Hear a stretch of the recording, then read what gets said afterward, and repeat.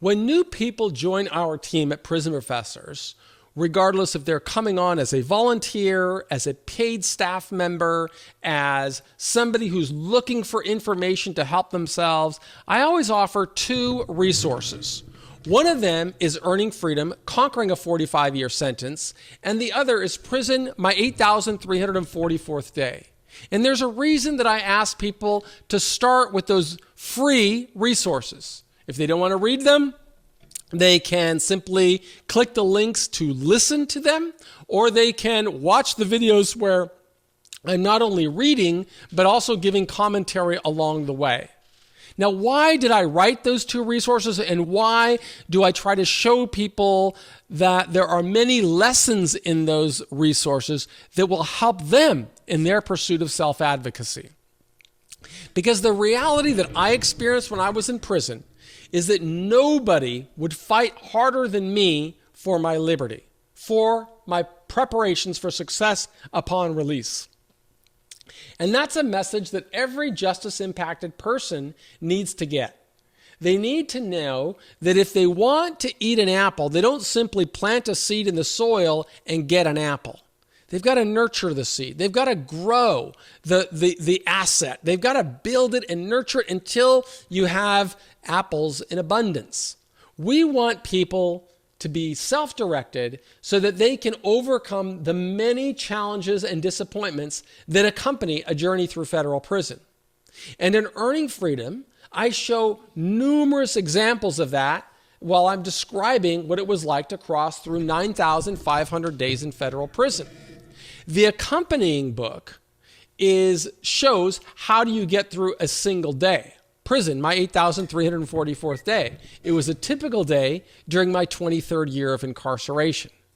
The relationship between the two books is that in Earning Freedom, it shows somebody how to really persevere and have strength while going through a long-term crisis. But in one day, you learn how to get up, be strong, and make sure that every decision is relating to the success that you are determined to become. Now, today, while I was running down in near the beach in Dana Point, California, I was talking to one of our newest team members. His name is Clay. And Clay and I were talking, and I asked him, well, where are you in Earning Freedom? And he said, I've gotten to the point around 1996. I said, well, because you've already read through 1996, from the day of my arrest in 1987 till 1996, I can remember many of the areas that I think you would be able to draw lessons from and teach other people who are coping with disappointment or struggle. He said, which one? I said, well, do you remember when I wrote about surrendering, or not surrendering, but being transferred from a county jail to the United States Penitentiary and meeting with my unit team for the first time? He said, I do remember that. I said, and do you remember when I asked them if it would ever be possible for me to get to a lower security prison? And I remember what they told me. I still remember what they told me.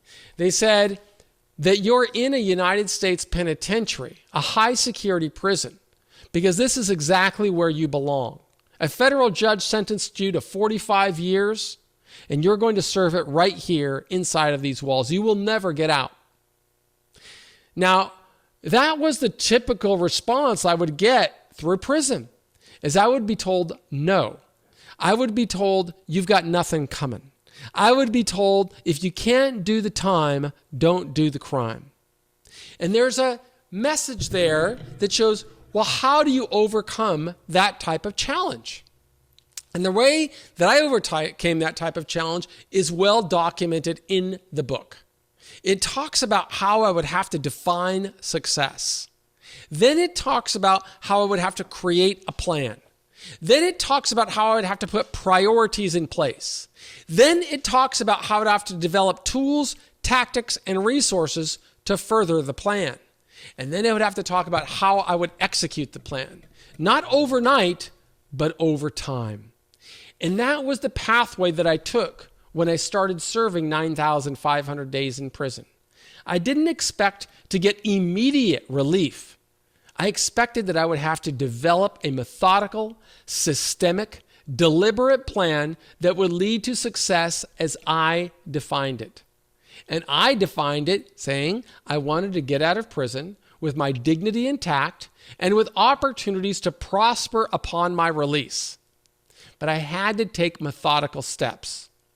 So I served time in the penitentiary, and while I served that time in the penitentiary, I focused on keeping a clean disciplinary record, a record that would be blemish-free. I focused on building a strong support system. I focused on earning academic credentials. I focused effectively on what I could control, always being courteous to staff, always avoiding problems with other people serving time, but always focused on what I wanted to achieve and when the right time came. And that right time came in around 1994 or 1993 or so, somewhere around that year. And I remember seeing somebody get murdered inside of the penitentiary. And I realized it was time to go. But getting out of prison wasn't simply like getting out of a restaurant. You had to be methodical. So by then I'd already been developing some tools, tactics, and resources. One of them was building a strong support network. And one of those mentors of mine, his name was Dr. R. Bruce McPherson, who was from the University of Chicago. And I met Dr. McPherson through somebody that introduced me to him, and we developed a correspondence and a friendship, and he used to come and visit me inside of the penitentiary for years. He'd come every 3 times a year or so, every 3 or 4 months he'd come and visit me. And I remember after seeing that murder, I said, Bruce, I think it's time for me to go. I got to transfer out of this prison. He said, why don't you just ask for a transfer? I said, it doesn't really work that way. The most important thing for me is to make sure that I can continue working toward academic credentials. And if I just put in a transfer, I have no idea where they're going to send me, and I don't know whether it will be possible for me to continue my studies then. So he said, what do you suggest we do? And I said, Bruce, what I need to do is I need to persuade BOP staff members to become my advocate. I need them to fight for me. And he said, how will we do that? And I told him about Sylvia McCollum. She was one of the leaders in the educational department in the Bureau of Prisons, and she worked in Washington, D.C., and she published an article that spoke about the importance of GED and saying earning a GED would be a precursor to becoming successful upon release. And so she lobbied to have good time tied to an individual's participation in the GED program. And I suggested to Bruce that we should write a response to her article, which she published in a peer-reviewed journal.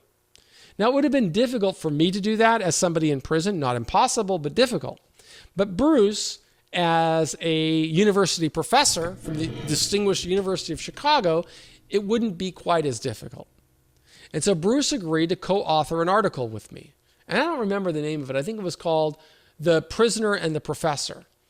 And we wrote about the ways that he mentored me while I served time in prison.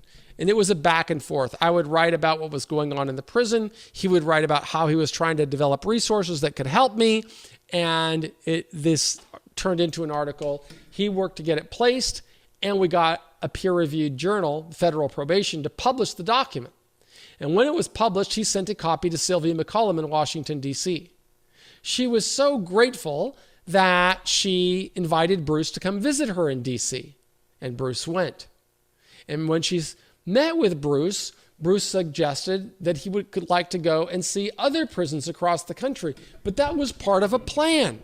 You see, the plan was I told Bruce, I need you to visit other prisons so that I could assess what's the best prison for me. I said, don't ask staff members. We need to hear from people serving time in prison. Where's the best spot? And through that effort, Bruce got carte blanche to travel to any federal prison and meet not only with the supervisor of education, but also with some of the most serious students. And that led him to the prison in Oxford. It led him to the prison perhaps in Allenwood. And the main one that he chose was McKean in Pennsylvania. And that's the prison that I chose to go to. Then I could leverage my other mentors and people that were in my life to say to lobby the Bureau of Prisons to get me from the penitentiary in Atlanta to the medium security prison in McKean, Pennsylvania. What's the moral of that story? It's that when I faced no in prison, I didn't cry about it. I didn't bump my head against the wall when they said I'd never get out of a penitentiary. I created tools, tactics, and resources. What is the example of the tools, tactics, and resources? I found a way to get a mentor in my life. I went to school so that I could advance myself as a candidate for mentoring, showing I was a serious student. Then I found who are the decision makers and the stakeholders in the Bureau of Prisons that can influence my life. And then I found people that could influence those stakeholders. And then I put everything together to get what I wanted, which was to get to McKean. Because in McKean, I would be able to continue working toward my Master of Arts degree, which I earned in 1995. Now, if you're a justice-impacted person, or if you're part of the prison professors community, I challenge you to be thinking about how you're using this same strategy to become successful in your life. Define success, set clear goals, move forward with the right attitude, have an aspiration so you can see yourself being successful, take action, hold yourself accountable, become aware of opportunities that you can seize or create, and make the world aware of you. Make sure that you're authentic. Celebrate every little achievement, and make sure that you show your appreciation and gratitude by working hard to be the change that you want to see in the world. That's what every member of our team at Prison Professors strives to do. And that's why we ask you to subscribe to our channel on YouTube or iTunes or wherever you get this content. But if you are in a jail or a prison and you're watching this video from inside of a jail or a prison, I will also ask you to make sure that you're thinking about how are you defining success. In what ways are you creating a plan that will take you from where you are to where you want to go? In what ways are you putting priorities in place? What are the tools, tactics, and resources you can create to advance your plan? And how are you executing this plan every single day? If you hold yourself accountable to that strategy, I have no doubt that you will emerge successfully. That's what I have to offer today at Prison Professors. I am Michael Santos. On behalf of our entire team, I want to thank you for being a part of our community.